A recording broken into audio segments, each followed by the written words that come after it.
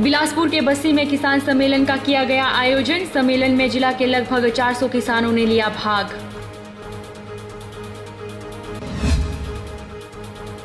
परिजनों को ताउम्र न भूलने का गम दे गया कार हादसा। सीपीएस ने कहा हादसों को रोकने के लिए नहर के चारों ओर लगाए जाए क्रैश बैरियर।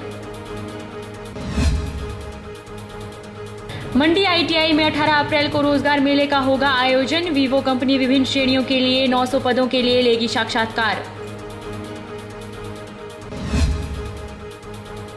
और हिमाचल की सैर में आज ग्रेट हिमालयन नेशनल पार्क की करेंगे सैर। ग्रेट हिमालयन नेशनल पार्क को विश्व धरोहर का मिल चुका है दर्जा। नमस्कार, आप देख रहे हैं HP 24x7। मैं हूं जनीशा चौहान। कृषि विज्ञान केंद्र बिलासपुर स्थित बरठी के सौजन्य से ग्राम पंचायत बस्ती में किसान सम्मेलन का आयोजन किया गया, जिसमें जिला के लगभग 400 किसानों ने भाग लिया। इस एक दिवसीय कार्यक्रम की अध्यक्षता भाजपा प्रदेश उपाध्यक्ष रणधीर शर्मा ने की। भाजपा प्रदेश उपाध्यक्ष रणधीर शर्मा ने अपने संबोधन में किसानों से आह्वान किया कि वे वैज्ञानिक तरीके से खेती कर अपनी आमदनी को दुगना करें, ताकि प्रधानमंत्री द्वारा निर्धारित लक्ष्य को पूरा किया जा सके। उन्होंने मक्की, गेहूं, सब्जी उगाने पर भी किसानों से आह्वान किया। इस अवसर पर कृषि विज्ञान केंद्र के प्रभारी डॉक्टर जयदेव ने कृषि विज्ञान केंद्र के उद्देश्य एवं गतिविधियों पर प्री-ईवी प्रशिक्षण की जानकारी देते हुए कहा कि बिजाई पूर्व जानकारी उपलब्ध करवाने का, जिसमें किसानों को उचित बीज चुनाव, बीज उपचार, मिट्टी प्रशिक्षण इत्यादि विषयों पर जानकारी दी जाती है। कृषि महाविद्यालय पालमपुर से विशेष रूप से उपस्थित डॉक्टर GD शर्मा ने खाद्यान्न, दलहनी व तिलहनी फसलों की नवीनतम आधुनिक तकनीक के बारे में भी जानकारी मुहैया करवाई। प्रशिक्षण शिविर में किसानों का मार्गदर्शन किया, किस तरह से आधुनिक खेती की ओर, जैविक खेती की ओर किसान आगे बढ़े। उसके लिए बहुत ही बहुमूल्य विचार हमारे यहाँ वैज्ञानिकों ने रखे हैं। और अच्छी बात इस प्रशिक्षण शिविर की ये रही कि किसानों ने प्रश्नोत्तर किया, अपने मन की शंकाएं दूर की, और जो अनेक दिक्कतें, अनेक परेशानियां किसानों को आती हैं, चाहे वो जंगली जानवरों के नुकसान को लेकर हो, चाहे वो फसलों को लगने वाली बीमारियों के कारण हो, चाहे वो ओलावृष्टि, आंधी तूफान, बारिश और सूखे जैसी प्राकृतिक आपदाओं से हो रहे नुकसान के कारण हो, उन सारी दिक्कतों का कैसे समाधान हो सकता है, वो बहुत ही अच्छे ढंग से हमारे इन वैज्ञानिकों ने और आत्मा प्रोजेक्ट जिला बिलासपुर के डिप्टी डायरेक्टर महोदय ने किसानों को बताया है। और उसका समाधान करने का ढंग भी बताया कि अगर सोलर फेंसिंग का हम इस्तेमाल करें तो जंगली जानवरों से बचाव हो सकता है। कुमारवी में राज्यपाल आचार्य देवव्रत ने सामाजिक संस्था संस्कार के द्वारा आयोजित जल संरक्षण शिविर में लोगों को जल संरक्षण के टिप्स दिए। साथ में पारंपरिक पुरातन विधि में से कृषि व अन्य क्षेत्रों में कार्य करने वाले मेहनतकश लोगों को सम्मानित भी किया। राज्यपाल आचार्य देवव्रत ने अपने संबोधन में कहा कि विश्व में अगर तीसरा युद्ध होगा तो जल को लेकर होगा, क्योंकि धरती पर पेयजल को संरक्षित रखने के लिए जो उपाय किए जा रहे हैं वह शून्य के समान है। पेयजल को संरक्षित रखने के लिए हम सभी को उन पद्धतियों को अपनाना होगा जो हमारे पूर्वज अपनाते थे। वर्तमान समय में सभी आधुनिकता की चकाचौंध में अपनी पुरातन सभ्यता व संस्कृति को भुलाते जा रहे हैं, जिस कारण मानव देह नई नई बीमारियों की चपेट में फंसती जा रही है। अगर सभी पुरातन संस्कृति पर आधारित कृषि व अन्य कार्यों को अपनाएं तो मानव जीवन में सुधार होना संभव है। इस दौरान मुख्य अतिथि राज्यपाल आचार्य देवव्रत ने उन लोगों को पुरस्कार भी दिए जिन लोगों ने पुरातन पद्धति आधारित कृषि व अन्य जीवन उपयोगी कार्य किए हैं। होने वाला है वो पानी के ऊपर होने वाला, पानी के ऊपर इतना खतरनाक स्थिति से दुनिया गुजर रही है। जैसे मेरे से पहले कुलपति महोदय ने कहा कि इस समय क्लाइमेट चेंज हो रहा, वातावरण परिवर्तन हो रहा। आए दिन आप लोग देखते हैं कि कभी तूफान आते हैं, कभी भूकंप आ रहे हैं, कभी अतिवृष्टि होती है, कभी अनावृष्टि होती है। जो स्वाभाविक रूप से व्यवस्था वातावरण हो वो बदलते जा रहे हैं, और ये बदलने का काम हमारी गलती से हुआ। हमने इस वाले का अब मैं किताब लिख दी है, वो 2-4 दिन में आ जाएगी। वो इस प्रदेश के किसानों के लिए मैंने लिखी है। एक देसी गाय से 30 एकड़ की खेती आप करोगे, 30 एकड़ की खेती। इतना जबरदस्त सिस्टम है, बिल्कुल सरल। आप थोड़ा सा सचेत हो, ये इधर वाले तो ना करें, मेरी बहनें तुम का तो मैं बता रहा हूँ, जो यहाँ है ना ये तो ठीक ठाक लोग आए हुए हैं। सुंदरनगर के दियारगी कार हादसा परिजनों को ताउम्र न भूलने का गम दे गया है। इस हादसे से 4 परिवारों पर अचानक पहाड़ टूट के पड़ा। किसी ने अपना भाई खोया तो किसी ने अपने जीवन का एकमात्र सहारा। वहीं इस हादसे के बाद प्रतिक्रिया देते हुए सोहनलाल ठाकुर ने कहा कि हादसों को रोकने के लिए नहर के चारों ओर क्रैश बैरियर लगाए जाएं। बीबीएमबी प्रबंधन पर परिजनों व स्थानीय लोगों ने कई सवाल खड़े किए हैं। वहीं सीपीएस सोहनलाल ठाकुर ने कहा कि सीधे तौर पर बीबीएमबी प्रबंधन की लापरवाही नहीं कहा जा सकता है। उन्होंने कहा कि इस तरह की कोई घटना को रोकने के लिए पूरी नहर पर क्रैश बैरियर लगाए जाएं ताकि हादसों को कम किया जा सके। सोहनलाल ठाकुर ने कहा कि इस तरह की घटनाओं और स्पीड को रोकने के लिए बीबीएमबी ने स्पीड ब्रेकर भी लगाए हुए हैं। बावजूद उसके स्पीड ब्रेकरों को अनदेखा कर चालक ओवर स्पीड में गाड़ी चलाते हैं। उस तरफ नहर के उस साइड जहाँ नहर में गाड़ी गिरी है, उस तरफ पैराफिट तो पहले से ही इस तरह से प्रस्तावित नहीं थे और लगाने की भी मैं नहीं समझता कि व्यवस्था की जा सकती है। हाँ, ये हो सकता है कि पैराफिट तो ज़्यादा प्रभावी नहीं होंगे। हाँ, अगर इस तरह की घटनाएं रोकनी हो तो ज़रूर उसमें क्रैश बैरियर लगें पूरी नहर पे, तब जाके हो सकता है।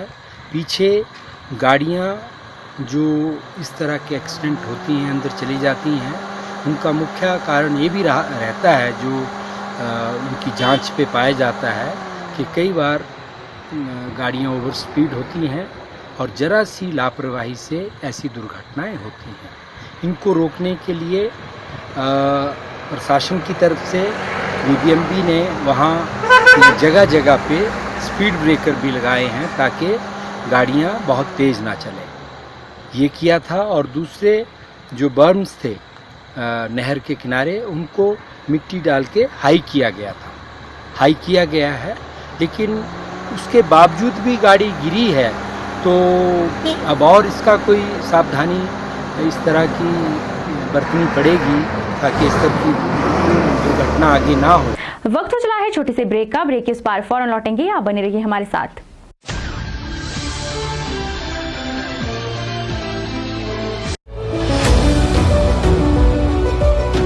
Welcome to Abhilashi Group of Institutions and Abhilashi University, the most vibrant educational group of Himachal Pradesh.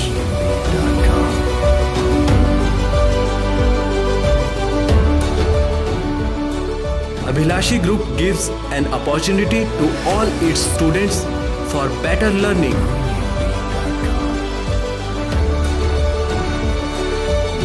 Well-developed infrastructure with all facilities. Beautiful campus, vast library, spacious and modern classrooms. High-tech computer labs. Well-equipped workshop. Students are enrolled from across the country. Students selected for SDO, junior engineer, pharmacists, drug inspectors in government sector and many in private companies at attractive salary package.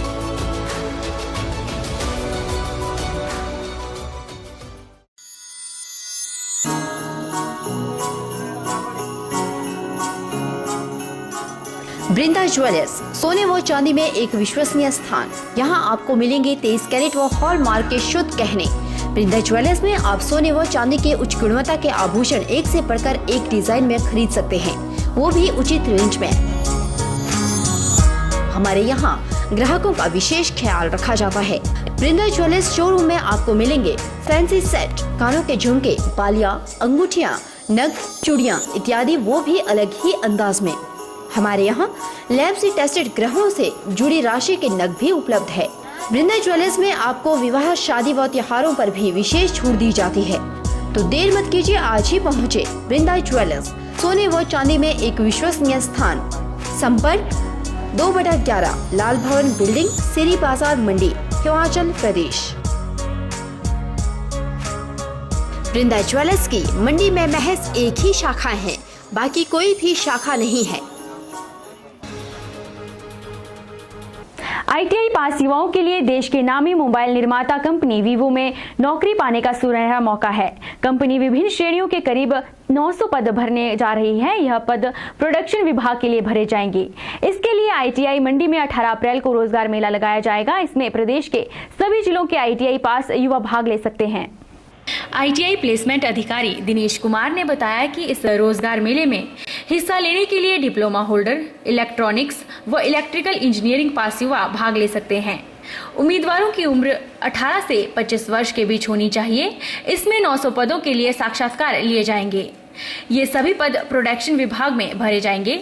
चयनित युवाओं को 9,000 रुपए मासिक वेतन दिया जाएगा। इसके अलावा 500 रुपए उपस्थित भत्ता के अलावा अन्य सुविधाएं भी दी जाएगी।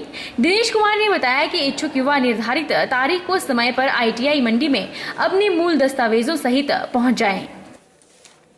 ITI में किसी भी ट्रेड में पास हो ऐसे युवा चाहिए और उम्र जो है 18 से 25 साल के बीच होनी चाहिए। 25 से ज़्यादा नहीं होनी चाहिए, 18 से कम नहीं होनी चाहिए। और इनका जो इन्होंने देना है उनको वेतनमान वो फिक्स 9,000 रुपये है। CTC बिल्कुल सब कुछ काट के, जिसमें कि इनका ये भी कटेगा, EPF भी कटेगा। और कंपनी के अधिकारी ने मुझे बताया कि जैसे पहले कैंटीन में जो फैसिलिटी दी जाती थी उसका कुछ अंश इनके वेतनमान से काटा जाता था, लेकिन इस महीने से उन्होंने बिल्कुल निःशुल्क जो है वो एक टाइम का जो फूड है चाहे निःशुल्क कर दी है। और जो है पहले 500 रुपये जो है अटेंडेंस अलाउंस देते थे, जो पूरा महीना प्रेजेंट रहते थे।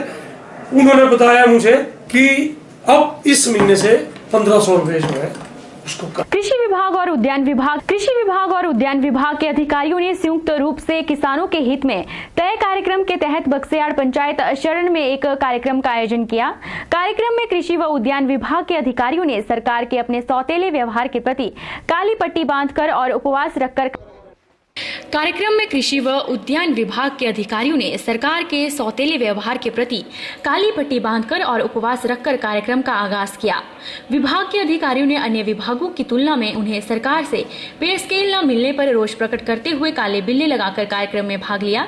कार्यक्रम की अध्यक्षता कृषि विषयवाद विशेषज्ञ डॉक्टर खूबराम चौहान ने की। इस मौके पर कार्यक्रम में आए करीब 150 किसानों ने खेतीबाड़ी व बागवानी से संबंधित समस्याओं को उजागर किया। कार्यक्रम में नरेंद्र ठाकुर सहित कई किसानों का कहना है कि किसानों को दवाइयां और तैयार माल को बाजार में बेचने, परिवहन की उचित सुविधा प्राप्त नहीं हो रही है, जिससे उन्हें कई बार आर्थिक तौर पर खामियाजा भुगतना पड़ता है। हमने सिर्फ कार्नेशन किया है, बाकी इसकी जो मेंटेनेंस है ये हमारे को एग्रीकल्चर विभाग से हमने लिया हुआ ये स्कीम, जिसमें हमें 85% सब्सिडी जो है एग्रीकल्चर विभाग ने दी। ड्रिप की भी वही है, ड्रिप का भी एग्रीकल्चर डिपार्टमेंट से हमें हेल्प मिली हुई है। और बाकी जो है कार्नेशन से थोड़ा हमें मतलब काफ़ी थोड़ा क्या बहुत ज़्यादा फ़ायदा महसूस किया हुआ है।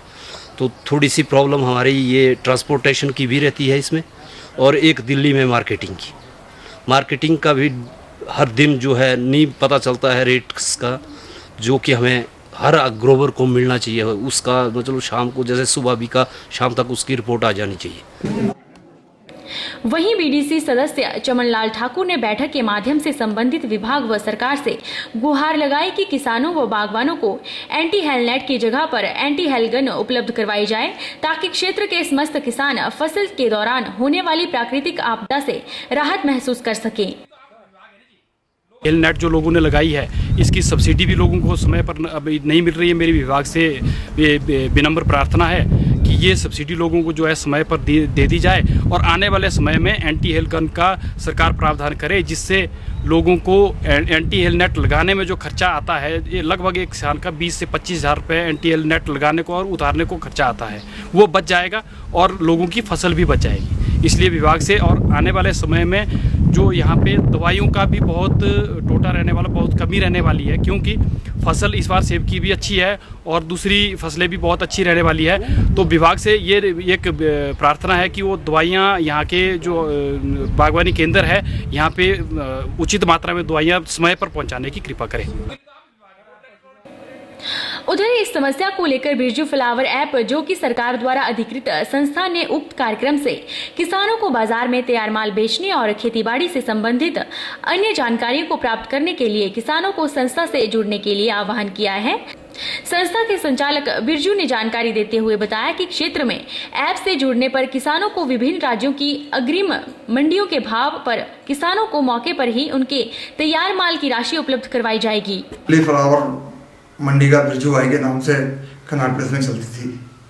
आज हमने एक बिरजू फ्लावर ऐप बनाया ताकि किसान और आढ़ती के बीच में तालमेल बन सके। एक प्लेटफॉर्म ऐसा बनाया कि किसान को भी सही पैसा मिले और आढ़ती को भी पैसा मिले। नॉर्थ में एक्सपोर्ट नहीं होता, हमारी टीम फ्लावर ऐप की, बिरजू फ्लावर ऐप की, यहाँ से किसानों से माल खरीदेगी, एक्सपोर्ट करें और किसान की भलाई के लिए हम इस काम के लिए प्रतिबद्ध हैं। कि जो मैंने देखा, क्योंकि मैं तो बक्साड़ इलाके में पहली बार आया हूँ और यहाँ सबसे बड़ी बात है यहाँ का जो क्लाइमेट जो है वो बहुत अच्छा है। बाकी जो दूसरे स्टेट, दूसरी जो यहाँ की जो दूसरे डिस्ट्रिक्ट है उनके मुकाबले में जो है बक्साड़ का जो है इलाका कार्नेशन के लिए, लिलियम के लिए और ग्लैडा के लिए और आयरिस के लिए, इसके लिए मेरे को जो लगता है कि बहुत सूटेबल अच्छा है। इनके कार्नेशन के अलावा भी इनको और आगे बढ़ना चाहिए। तो मेरी तो यही उम्मीदें हैं, यहाँ के किसान सक्सेस होंगे और बढ़िया तरीके से काम करेंगे और जो कि उनका फसल का उनको उचित मूल्य मिलेगा बाजार। अग्निशमन विभाग द्वारा मंडी में रविवार को अग्निशमन सेवा सप्ताह मनाया गया, जिसमें लोगों को घटना के दौरान सावधानी कैसे बरती जाए इसके प्रति जागरूक किया गया, ताकि आगजनी घटना के दौरान सहायता न मिल पाने पर अपना बचाव कर सकें। अग्निशमन सेवा सप्ताह क्यों मनाया जाता है, इसकी जानकारी पीनाम सिंह सैनी ने दी। आइए सुनते हैं उन्होंने क्या कहा।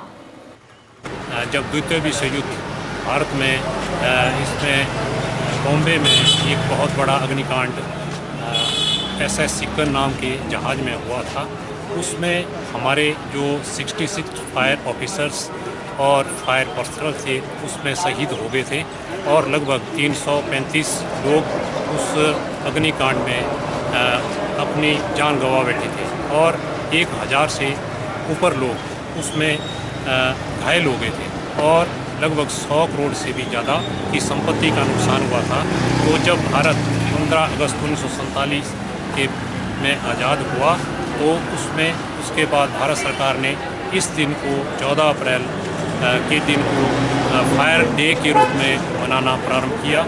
अग्निशमन अधिकारी ने बताया कि अग्निशमन सेवा सप्ताह को जागरूक सप्ताह के रूप में मनाया जाता है और यह सप्ताह प्रदेश के अलग अलग स्थानों पर मनाया जा रहा है ताकि लोगों को जागरूक किया जा सके। उन्होंने बताया कि कार्यक्रम में लोगों को जानकारी दी गई कि आग से खुद को कैसे सुरक्षित रखें और जो साधन उनके पास है उसका सही इस्तेमाल कैसे किया जाए। अग्निशमन अधिकारी ने इस दौरान सभी लोगों से आग्रह किया कि वे घरों में ज्वलनशील पदार्थों को ना रखें। अवेयरनेस के तौर पर फायर फाइटिंग का, आग से कैसे सुरक्षित रहना है, किस प्रकार से हम आग अगर हमारे कहीं शुरू हो जाती है, घरों में शुरू हो जाती है, कहीं इंडस्ट्रीज में लग जाती है, कहीं जंगल में लग जाती है, देहात में लग जाती है, तो किस प्रकार से अपने और अपने लोगों की हमें सुरक्षा करनी है और अपने पास जो साधन हमारे पास, जैसे हमारे पास पानी का कुछ भंडार अपने घरों में होता है, उसका हम तुरंत उसका प्रयोग करके भी आग को हम तुरंत बुझा सकते हैं। और मेरी पब्लिक से, मेरी लोगों से ये गुजारिश रहेगी, मेरी ये रिक्वेस्ट रहेगी कि वे फायर फाइटिंग की इस आपातकालीन दशा का सामना करने के लिए अपने घरों में, अपने घरों को साफ़ सुथरा रखें, अपने घरों की वायरिंग, अपने घरों में जो भी आपके पास घरों में जो ज्वलनशील पदार्थ है उसको ज़्यादा स्टोर ना करें और किसी प्रकार की कोई भी ऐसी ज्वलनशील पदार्थ जो कि घर में खतरा पैदा कर सकता है उसे न रखें। और उसके साथ ही ये भी सुनिश्चित करें कि अगर इस प्रकार से कभी आग लग जाती है तो कुछ पानी का स्टोर अपने घरों में जरूर रखें और अपने घरों में जो पानी स्टोर किया हुआ उसे व्यर्थ न गवाएं। तो इस प्रकार से हम छोटा जो इसमें अग्नि सुरक्षा का एक हमारा छोटे उपाय हैं। जैसे हम आग से लड़ने के लिए कूलिंग मेथड, हमारे पास पानी है तो पानी का हम उपयोग कर सकते हैं। वक्त हो चला है छोटे से ब्रेक का। ब्रेक के उस पार फौरन लौटेंगे, आप बने रहिए हमारे साथ।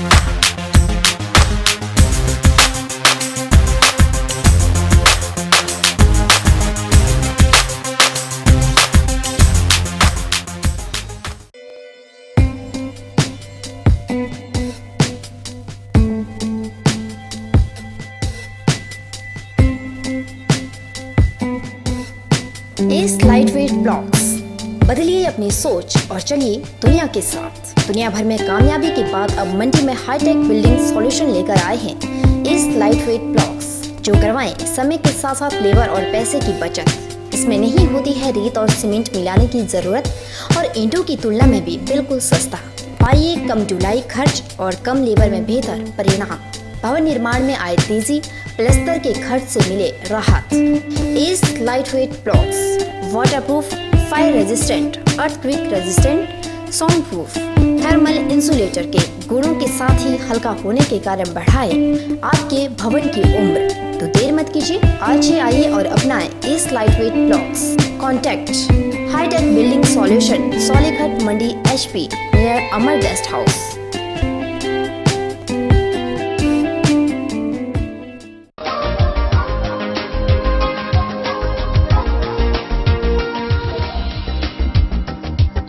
शादी ब्याह का सीजन हो या फिर कोई तीज त्योहार, मोती बाजार स्थित रतन सिंह सर्राफ एंड सन्स में हमेशा ही आभूषणों की चाहवान कुछ नया खरीदने की चाह में पहुंचते हैं।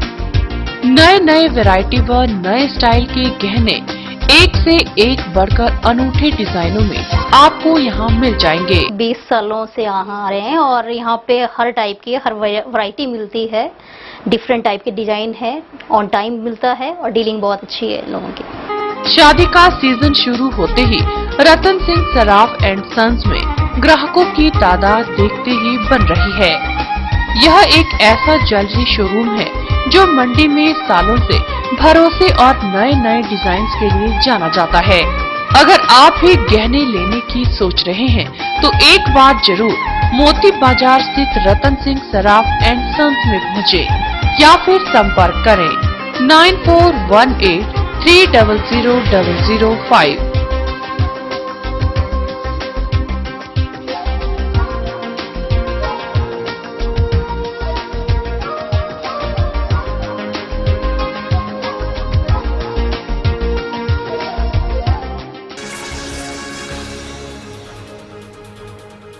मंडी में क्राइस्ट मेथोडिस्ट चर्च द्वारा रविवार को ईस्टर पर्व धूमधाम से मनाया गया। इस कार्यक्रम में प्रभु यीशु मसीह पर आस्था रखने वाले सभी लोगों ने भाग लिया।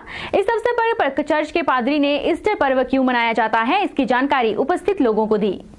क्राइस्ट मेथोडिस्ट चर्च के पादरी जनकराज ने बताया कि ईस्टर पर्व को प्रभु के जी उठने के दिन को मनाया जाता है। उन्होंने बताया कि प्रभु ने लोगों के लिए अपने जीवन का बलिदान दिया और लोगों के उत्थान के लिए प्रभु यीशु मसीह फिर से जी उठे।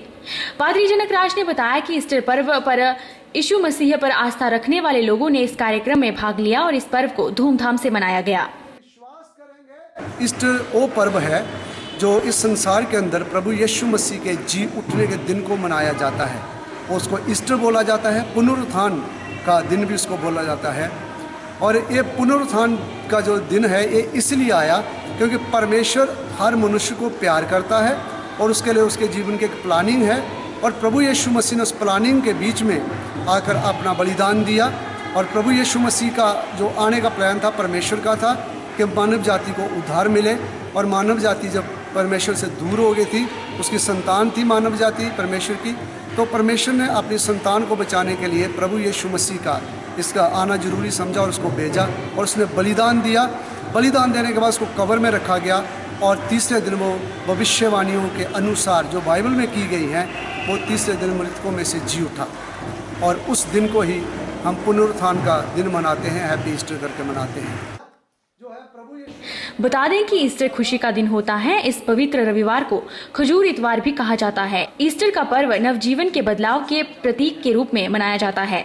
मान्यता है कि इस दिन यीशु जी उठा, जिसका जश्न ईस्टर के रूप में मनाया जाता है। वहीं ईसाई धर्म के विश्वास की नींव है। ईश्वर के कार्य पर विश्वास के साथ ईसाई आध्यात्मिक रूप से यीशु के साथ ही पूर्ण जीवित हुए, ताकि वो जीवन को एक नए तरीके से जी सके।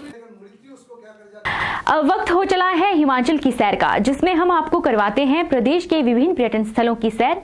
और आज हिमाचल की सैर के अंक में आपको ले चलेंगे कुल्लू के great Himalayan national park.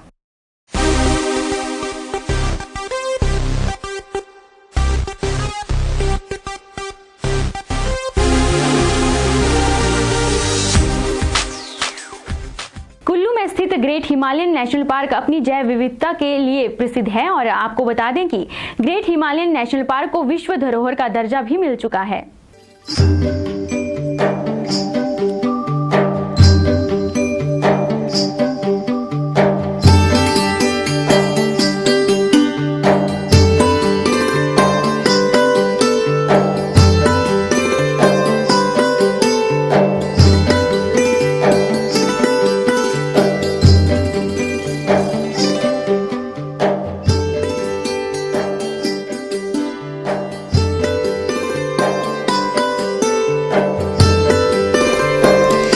Great Himalayan national park Himachal Pradesh के कुल्लू जिले में स्थित है।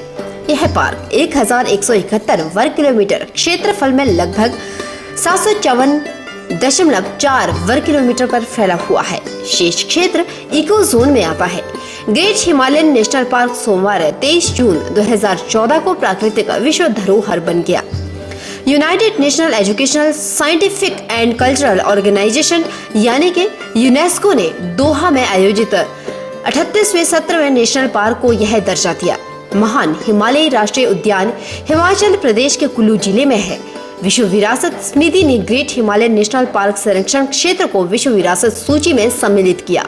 यह उद्यान कुल्लू जिले के पश्चिमी भाग में स्थित है। 1984 में बनाए गए इस पार्क को 1999 में राष्ट्रीय पार्क घोषित किया गया था। यह पार्क अपनी जैव विविधता के लिए प्रसिद्ध है। इसमें 25 से अधिक प्रकार के वन, 800 प्रकार के पौधे और 180 से अधिक पक्षी प्रजातियों का वास है।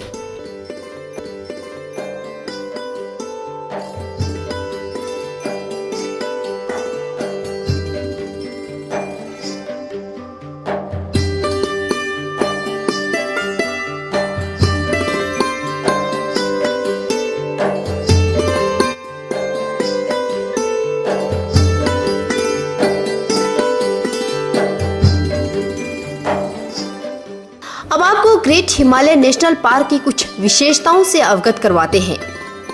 Great Himalayan national park 90,540 hectare में फैला है।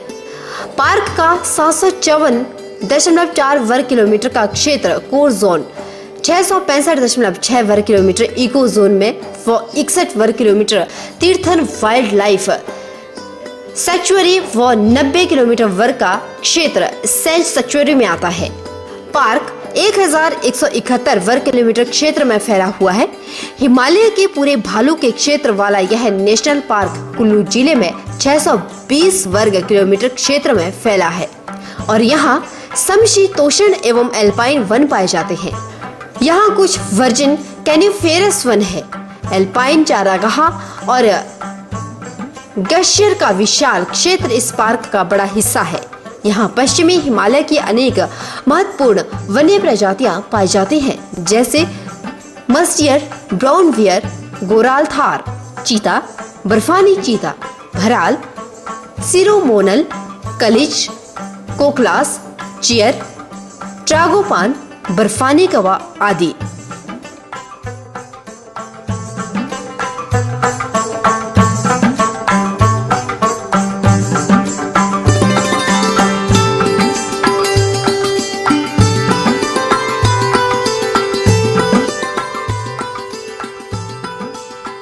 रक्तिसार की चढ़ाई, सेंच नदी का उद्गम और अल्पाइन चरागाहों में कैंप लगाना अविस्मरणीय अनुभव है। इसी प्रकार तीर्थ की ओर चढ़ाई का रासतीर्थन नदी का उद्गम है। कुल्लू घाटी में पर्यावरण संरक्षण की अवधारणा काफी पुरानी है। घाटी में कई स्थानों के नाम उन संतों के नाम पर है जो इस महान हिमालय क्षेत्र में साधना के लिए आए थे। कुछ अभयारण्यों को आज भी उपवन के रूप में संचित रखा गया है।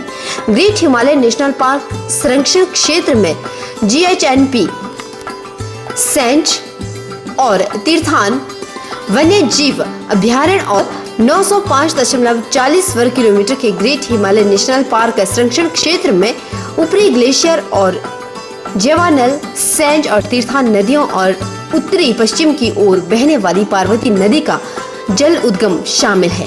अगर पर्यटन दृष्टि से देखा जाए तो ग्रेट हिमालयन नेशनल पार्क घूमने के लिए बेहतरीन स्थान है, जिसमें पर्यटकों को अनेक प्रजातियों के पशु पक्षी और औषधि पूर्ण पेड़ पौधे यहाँ देखने को मिलते हैं। हरे भरे और जानवरों से परिपूर्ण यह उद्यान आकर्षण का केंद्र है।